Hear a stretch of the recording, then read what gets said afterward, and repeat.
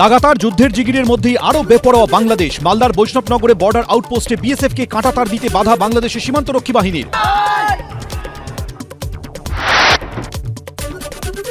সীমান্তের দুপারে স্থানীয়দের জমায়েত, উত্তেজনা, ভারতীয় ভূখণ্ডকেও বিতর্কিত এলাকা বলে দাবি বাংলাদেশের।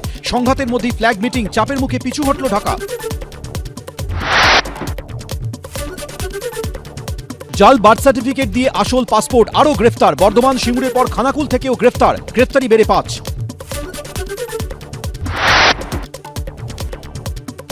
বীরভূমের রামপুরহাটে ঝাড়খণ্ড সংলগ্ন এলাকায় মিলল 20,000 ডিটোনেটর। জঙ্গলের ভিতরে পরিত্যক্ত গ্রামে মিলল বিপুল পরিমাণ বিস্ফোরক, তদন্তে পুলিশ। এসএসসির চাকরি বাতিল মামলার শুনানি মুলতুবি, ফের শুনানি হবে 15ই জানুয়ারি। তার আগে সিবিআইকে রিপোর্ট জমা দিতে হবে। মামলার খরচ বাড়ছে, আর কতদিন অপেক্ষা? প্রতিক্রিয়া আন্দোলনকারী চাকরি প্রাপকদের। কষ্টে আমরা রয়েছি, সেই থেকে আমরা খুব দ্রুত যেন মুক্ত পাই। সুপ্রিম কোর্ট দ্রুত এই মামলা নিষ্পত্তি করুক।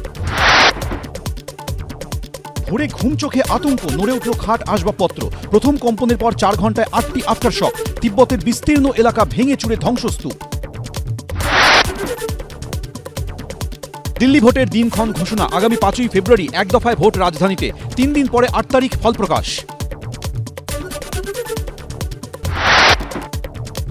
কোভিডের 5 বছর পর আরেক ভাইরাসের চোখ রাঙানি। কলকাতা, বেঙ্গালুরু, আহমেদাবাদের পর এবার তামিলনাড়ু। চেন্নাই, সালেমে আক্রান্ত আরও 2, মোট আক্রান্তের সংখ্যা 6। ভয় নেই, আশ্বাস কেন্দ্রের। মইপিঠে ফের বাঘের আতঙ্ক, একাধিক জায়গায় পায়ের ছাপ, শোনা যাচ্ছে গর্জনও। এলাকা ঘেরা হলো জালে। পুরুলিয়ার চান্ডিলে রয়্যাল বেঙ্গল, গলায় নেই কলার, হদিশ পেতে হিমশিম।